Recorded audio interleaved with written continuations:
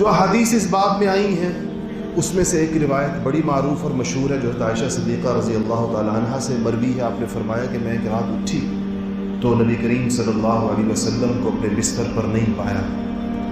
تو مجھے یہ خیال ہوا کہ شاید آپ باری تو میری ہے اور رات میری ہے، تو شاید آپ رات کو کسی اور زوجہ محترمہ کے پاس تشریف لے گئے ہیں. تو میں اس پریشانی اور سراسیمگی میں فوراً باہر نکلی اور میں نے دیکھا تو آپ کو میں نے ایک جگہ سر بسجود پایا اور میں نے آپ نے سر اٹھا کر مجھ سے کہا کہ عائشہ تمہارا کیا خیال ہے کہ اللہ اور اس کا رسول کیا تم پہ ظلم کریں گے؟ تو آپ نے فرمایا کہ نہیں، مجھے یہ خیال ہوا کہ شاید آپ کہیں اور تشریف لے گئے ہیں. تب آپ نے فرمایا کہ عائشہ یہ جو نصف شعبان کی رات ہے، اس رات میں اللہ جل شانہ قبیلہ کی بکریوں کے بالوں سے بھی زیادہ انسانوں کو مغفرت کے پروانے عطا فرماتے ہیں. اور یہ جو قبیلہ کا ذکر کیا وہ اس لیے کیا کہ یہ قبیلہ غلہ بانی میں اور بکریاں پالنے کے اندر بڑا مشہور تھا. ان کے پاس بعض قبائل کی کسی خاص حوالے سے شہرت ہو جاتی ہے، تو ان کی شہرت اس حوالے سے تھی کہ یہ بہت کثرت سے بکریاں پالا کرتے تھے اور ہزاروں کی تعداد میں.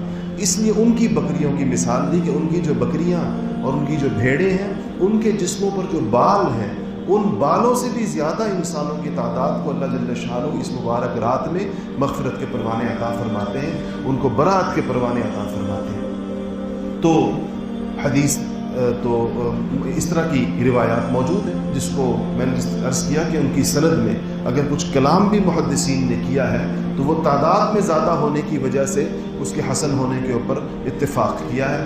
اور بیشتر بڑے علماء نے لکھا ہے کہ یہ ایک تو یہ دلیل اس کی، اور دوسری دلیل یہ دی کہ خیر القرون کے زمانے سے، یعنی مسلمانوں کے بہترین دور کے زمانے سے آج تک امت کے نیک لوگوں کا، صلحاء کا، اولیاء اللہ کا، اللہ والوں کا اس رات میں عبادت کا معمول رہا.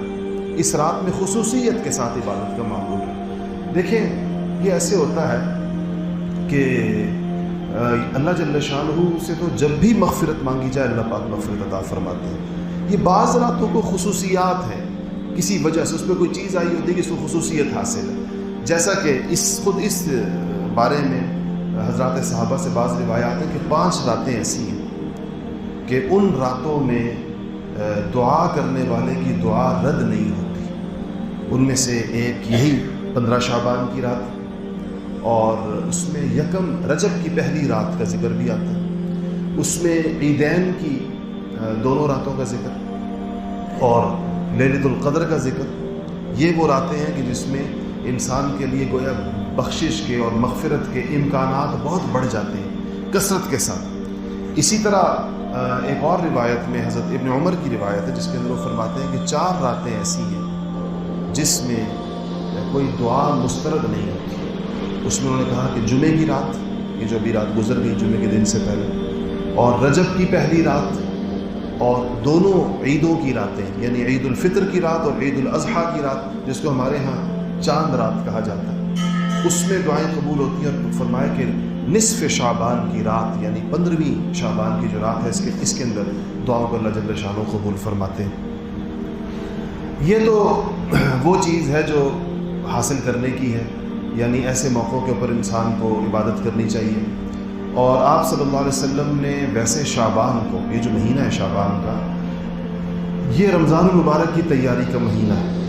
اس میں آپ صلی اللہ علیہ وسلم میں کچھ معمولات تھے. ایک تو یہ تھا کہ آپ اس میں روزے کثرت سے رکھا کرتے تھے، لیکن ہمارے لیے جو لوگ کثرت کے ساتھ روزے رکھنے کے عادی نہیں ہیں اور جن کو روزوں کی وجہ سے جن کے اوپر کوئی کمزوری اور ضعف آتا ہو، ان سے آپ نے شفقتاً یہ فرمایا کہ 15 شعبان کے بعد روزے مت رکھو.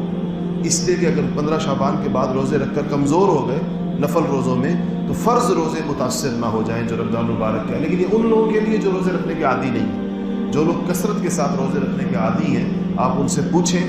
روزہ ان کو کمزور نہیں کرتا، روزہ ان کو طاقتور کرتا ہے. روزے سے ان میں غیر معمولی جسمانی قوت پیدا ہوتی ہے. جن کو روزوں کی عادت ہوتی ہے ان کے لیے بالکل مسئلہ نہیں ہوتا، جن کا جو بھی معمول ہے. عائشہ رضی اللہ تعالی عنہا فرماتی ہیں کہ آپ صلی اللہ علیہ وسلم ایام 20 کے روزے، وہ جو ہر چاند کی 13ویں، 14ویں اور 15ویں کا جو روزہ ہے، اس کا تو آپ بہت زیادہ اہتمام فرماتے تھے. پیر اور جمعرات کے روزے کا آپ اہتمام فرماتے تھے، ہفتے میں یہ 2 دن روزے رکھتے تھے، مہینے کے یہ 3 دن کے روزے بھی رکھتے تھے.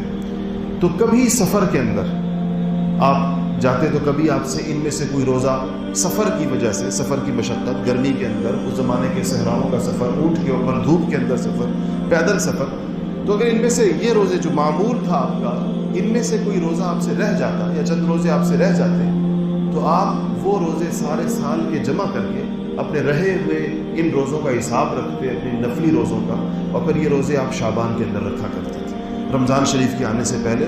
شعبان، اس لیے آپ کے شعبان میں روزوں کی تعداد بہت زیادہ بڑھ جایا کرتی تھی. تو جو یہ تو بات ہو گئی اس رات کی. اگلا ایک اور مسئلہ جو عام طور پر ہم سے پوچھا جاتا ہے ان دنوں کے آنے کے اندر، وہ ہے 15 شعبان کا روزہ. 15 کی رات گزرنے کے بعد اگلا دن آتا ہے، جو اب اس دفعہ جو ہے وہ اتوار کا دن آئے گا.